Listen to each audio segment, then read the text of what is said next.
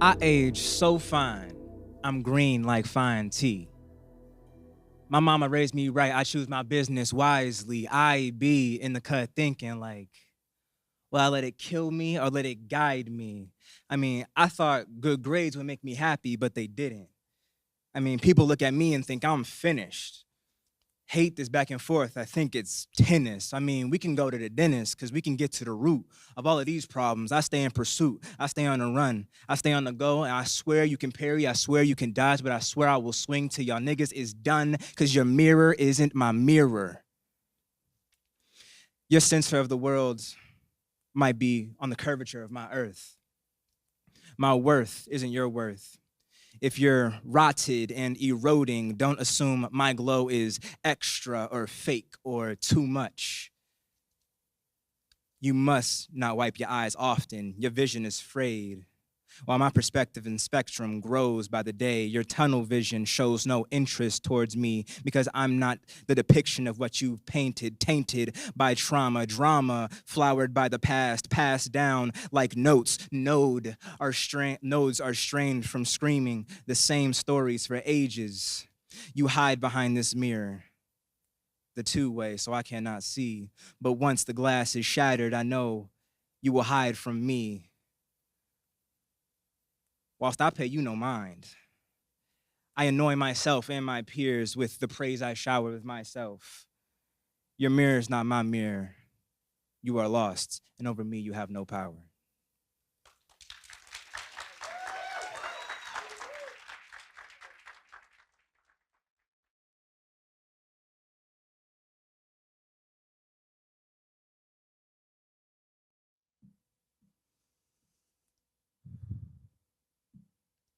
Proud? You want to know if I'm proud? You should already know the answer to that, but just in case, look in the mirror. Look in the mirror and take as long as you need to realize what you chose to be, and then come back and see what you could have been. Like, look at you and look at me. Have you even looked at yourself lately? When I was your age, I was in peak condition, while you sit there and settle for below average. Average? I didn't raise you to be average. I raised you to put 100% into impressing me. You should want to impress me. You should want to be me. You should do what I want. And what I want is a son to play catch with. But instead, I got a son that spends all of his time online.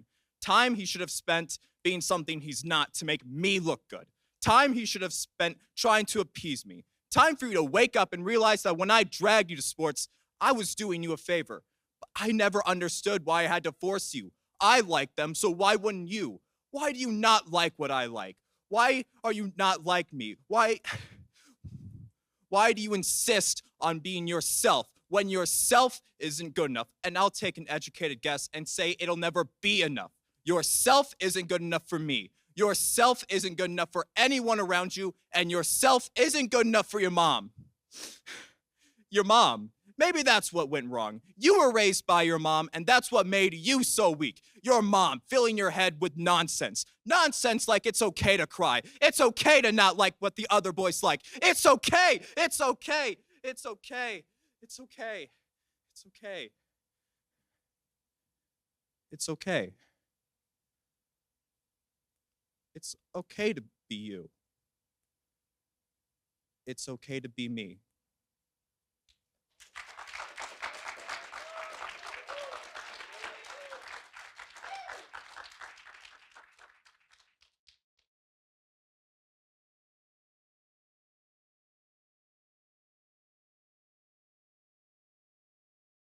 Hi, my name's Nakia Hicks, and I'll be reading this poem called The Broken Hearted Little Girl. In this life, I once felt hope. I sometimes still believe in this, but each moment a little less. I feel abandoned in my despair. It's difficult to repair. I get broken each day and some more, keeping these emotions in my core. I find myself hiding behind a smile, the one that shows my denial. I have thoughts of loneliness which no person should possess. I camouflage this so well, it feels like I'm in hell. I hurt on the inside, trying to push these demons aside. I want something better to not feel all this terror. I know it could be manageable. There are things that make life tolerable. I just cannot find the thrill like when I was a child with $1 bill. I remember when dreams were imaginable. Now it feels like undoubtable. I wish to find myself soon. This feels like I am trapped in a cocoon. I would like to hatch, not be so detached. I need to end this coldness before death leaves me soulless. I am broken, but no one picks up the pieces. I'm falling, but no one catches me. I'm in the dark, but no one brings me a light. I thought it was a dream. I thought it wasn't real, but pain really hurts, and it's really how I feel.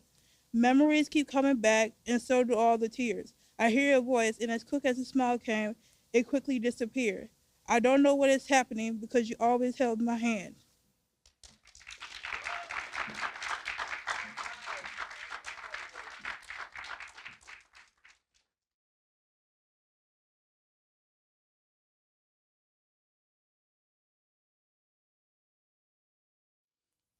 When I was younger, we were all so carefree.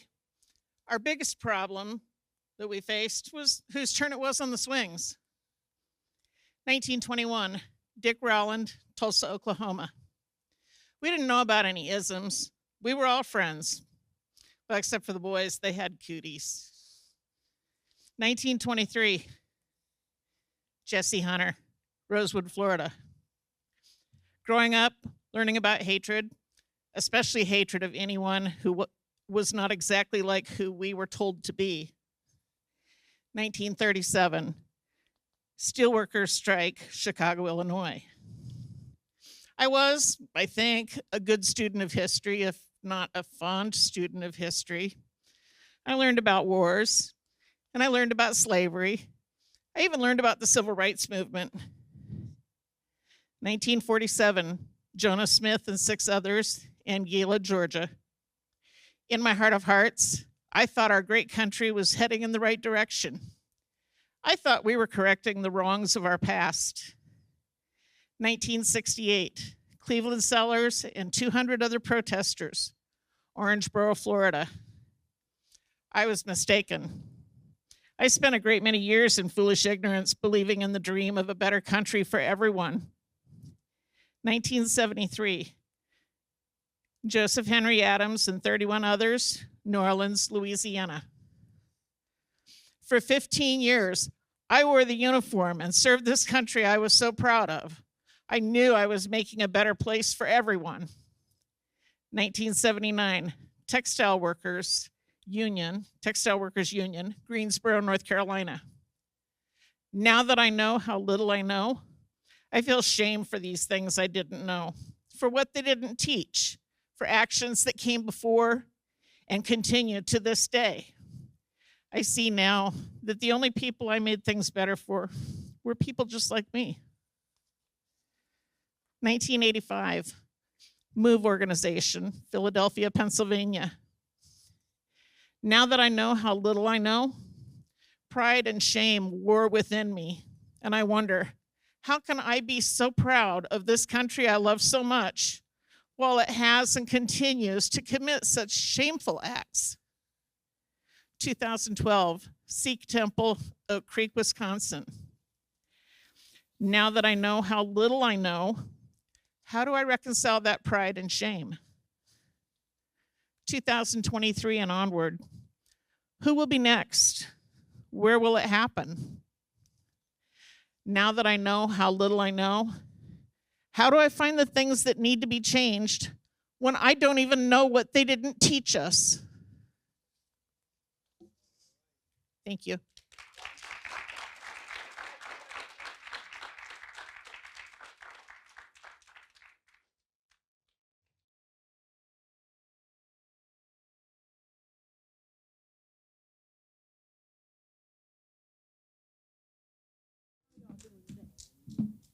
All right. So, to be a kid again. To be a kid again. But was I ever really a kid? A mother to conflict, matured by the age of 6. A daughter to addicts. Ain't life a bitch? Sob stories for days. I could really write a book of it.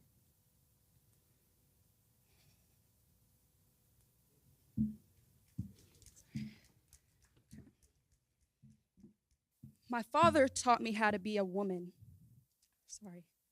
My father taught me how a woman should be treated, beat, misused, bruised by his ego because he was abused. My mother taught me how to be a good daughter. Don't be too sensitive, or you could be slaughtered by a man's intellect. Learned how to get a man's attention young. Surprised I don't have two sons named after my father so trauma could be passed down to a generation of children who bow down to a line of celebrities but don't know how to respect authority, is what was said to me. To be a kid again.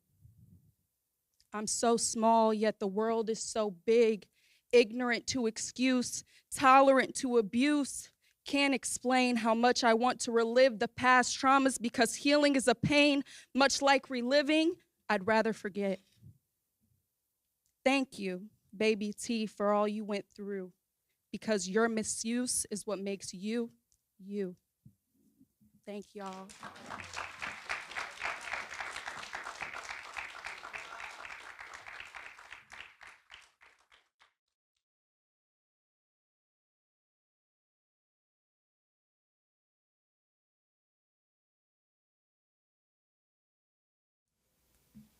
So I wrote this poem the night I graduated high school.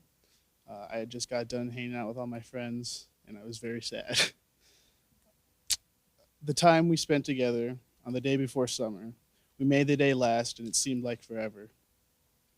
But no time has passed away from each other. I still hope we see one another and make use of our time, this time so precious to all of our lives. I felt that I've wasted all of that time. But now I'm all right, for I've seen the ones from the day before summer that I thought were all gone.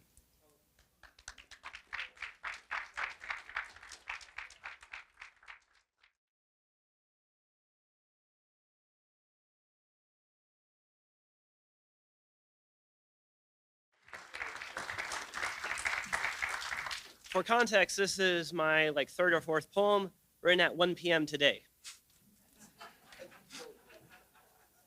Life is complicated. I couldn't write a poem today because life got in the way. So I decided to chill because I got ill. I couldn't think through the week because of sleep. Thankfully, I worked ahead, so there was no dread. I deal with electronics and logic, but that's not poetic. It then occurred to me I could write about poetry itself. That couldn't work, could it? Not if I get distracted.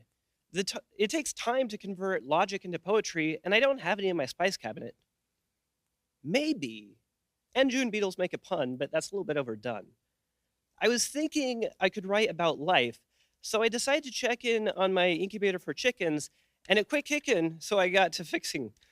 It wasn't keeping track of temperature, so I lost my temperature controller, and I got to work replacing it. But where do I place it if it's already there? Anyway, I got it replaced, and I had no space for baby chicks. One had a nick, but the rest were fine. And I don't mean they got fined with tickets to go to the movies. After I finished my incubator, I didn't have a poem about Rome with a dome that rhymes like a lime on a dime. Maybe next time, or basil.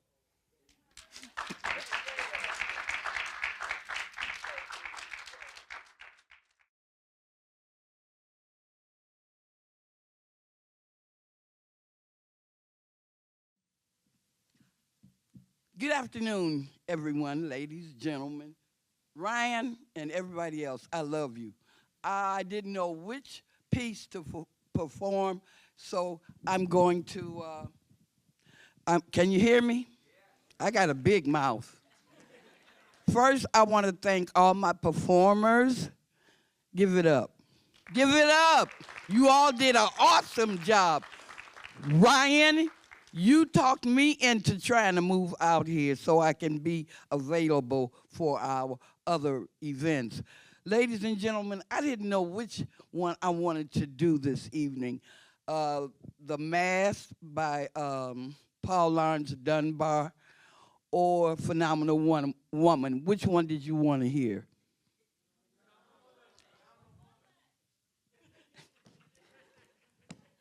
Here I go.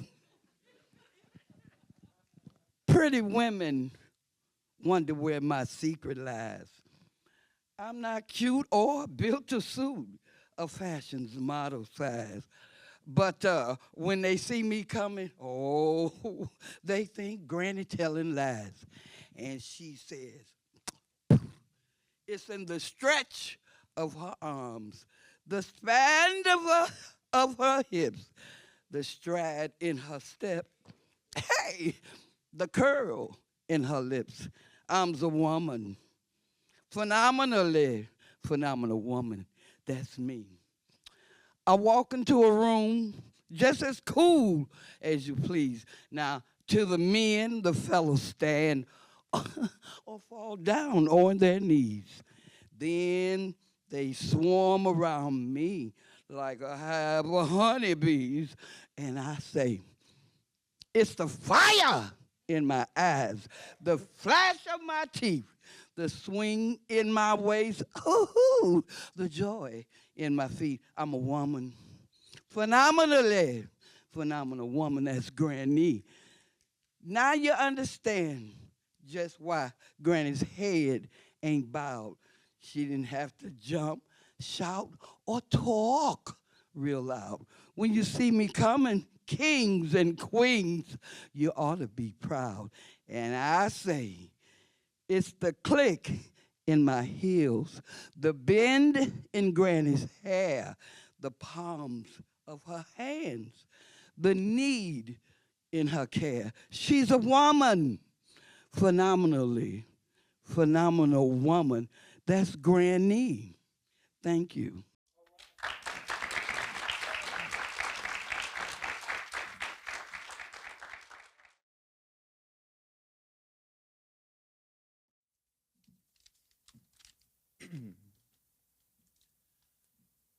I'm calling this Goma Wo, which is Korean for thank you.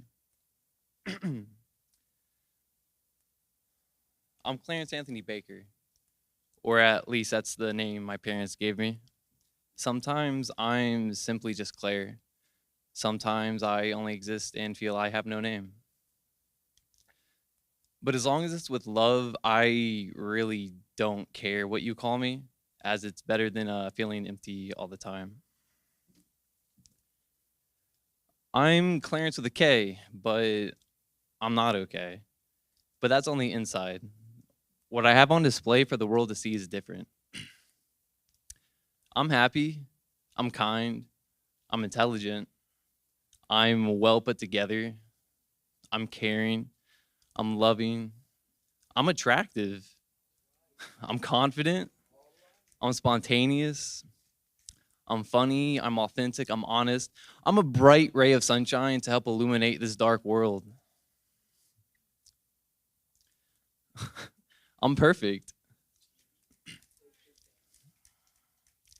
Or at least that's what I've been told by the women who've taken a vacation in my life.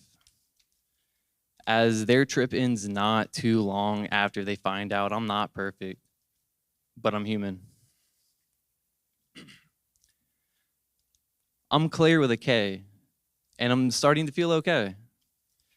That's on the inside, but it's starting to be on display for the world to see that I'm human. I'm dumb. I'm anxious. I'm insecure. I'm severely depressed. I'm shy. I'm lonely. I'm full of emotions. I'm scared. I'm sensitive. I'm broken, I'm hurt, I'm tired. I'm afraid if I fuck up once, everything I've been working towards for years will come crashing down and I'll have nobody. I'm not perfect. Or at least that's what I tell myself at the end of the day, as I'm not on vacation, but I'm living in the paradise that's my life. I'm still not sure who I am, but I'm okay. I'm okay with being honest and vulnerable. I'm not okay with putting on a facade any longer. I'm okay trying out new things and figuring out who I am. I'm not okay with being told who or what I should be, because who are you? I'm okay with feeling happy or sad.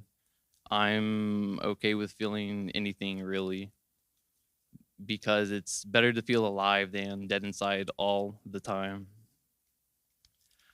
I'm okay with everything mentioned earlier being a part of who I am, as I am everything and more.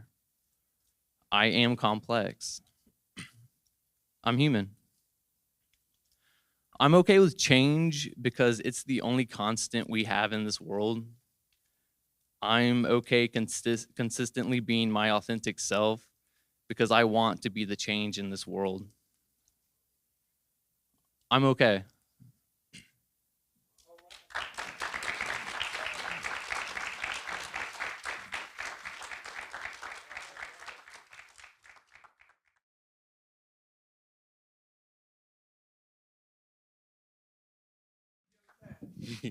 I wasn't even nervous until he said all that. No, like instantly. All right. I'm Vincent. This is a piece titled A Black Guy Walks into a Diner. Trigger warnings are what you give at the beginning of your poems in case anyone finds the subject matter triggering for them and they begin to feel mentally unsafe, and so they can duck out of the room until your poem is done. So, trigger warning for police brutality, racism, violence, quotes from the deceased, and death by police and state. A black guy walks into a diner, a white person yells to call the police. A black guy walks in designer, a white person yells to call the police. A black guy walks in his shoes buffed by the finest shoe shiner, a white person yells, why hasn't anyone called the police? A black girl walks into a supermarket, a white person yells, please call the police. A black girl walks into a place that sells high-end expensive clothing, a white person yells, please call the police. A black girl asks her, why do you assume I've stolen something when you can't name what I've stolen? A white person yells, why hasn't anyone called the police? Am I not yelling loud enough above these eggshell gentrified walls? Am I not crying hard enough for my cotton complexion to be stained bright pink? Am I not demanding or campaigning enough? Is my performance lackluster? Are my tears unbelievable? Dear God, why hasn't anyone called the police? A black anyone walks into a white anywhere or into a multicolored anything, and the phones begin to buzz and ring, and the tears start to ruin all of the merchandise. As a white person cries all over the produce, she says, look, that black anyone has stained your product, has stolen your labor, has stood too close to me. He's forgotten that the fountains are separate, that the black anybody should not be here. A white person says, I'm not racist. I do not see color. I instead see in shade. Like you're too black. I mean, you're too dark. I mean, you can't park here. I mean, you can't be here. I mean, you better get going, boy. I mean, we don't like your kind around these parts. I mean, I'm trying to shop without the interference of your inferior skin. She screams, why hasn't anybody called the police? And they come with muzzles big enough for human chins. They come with tasers that blister and cracker upon my skin. They come with batons and hollow tip bullets. They shoot faster than I can put my hands up to the sky, and damn sure faster than any angel can see them and help me. They're late because they were across town stopping and searching for anything brown, anything too black, anything suspicious, any toy pistols, sleeping women, fearful fathers who seem too vicious. Help me. The black anybody screams. I can't breathe. The black anybody screams.